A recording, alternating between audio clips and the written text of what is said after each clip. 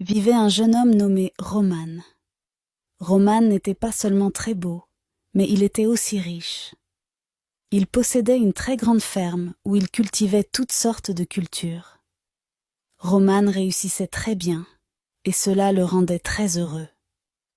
Mais ce qui le rendait encore plus heureux, c'était le fait qu'il recevait toujours des regards et des compliments de jeunes dames magnifiques. En fait, elles se jetaient sur lui tout en professant leur amour éternel pour lui.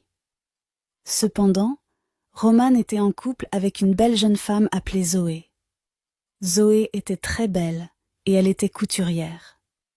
Elle réalisait toutes sortes de robes magnifiques et presque toutes les dames du village venaient chez elle pour se faire coudre une robe. Roman et Zoé étaient des amoureux d'enfance. Ils avaient commencé à sortir ensemble depuis qu'ils avaient seulement 16 ans. Au début, Roman ne regardait que Zoé. Il l'aimait beaucoup et ne manquait jamais de déclarer publiquement son amour pour elle. Mais à mesure que Roman grandissait pour devenir un jeune homme beau et riche, et que les dames commençaient à se jeter sur lui, Roman commença à changer. Ses yeux commencèrent à vagabonder, et il se mit à flirter avec toutes les femmes en jupe. Zoé était très brisée. Elle pleurait toujours dans sa chambre chaque fois qu'elle surprenait Roman avec une autre femme. Elle s'attaquait à cette femme et la battait violemment.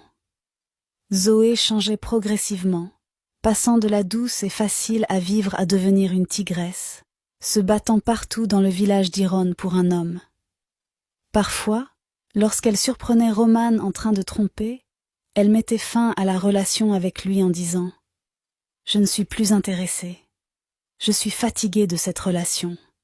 Je connais ma valeur. » Zoé lui criait dessus, pleurant et gémissant, puis le quittait.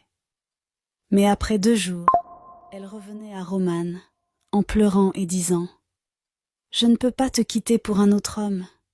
Tu sais depuis combien de temps nous sommes ensemble ? 7 ans, 7 foutues années. Je ne te quitterai pas, corps et âme, pour qu'une autre femme vienne récolter là où elle n'a pas semé. » Zoé disait cela en pleurant, et Roman la câlinait simplement et lui disait que tout irait bien. Mais la vérité était que Roman se fichait que Zoé le quitte ou non. Il y avait trop de femmes qui cherchaient à attirer son attention, trop de poissons dans la rivière. Cependant, Roman avait un faible pour Zoé, et c'est pourquoi il n'avait jamais vraiment mis fin à leur relation.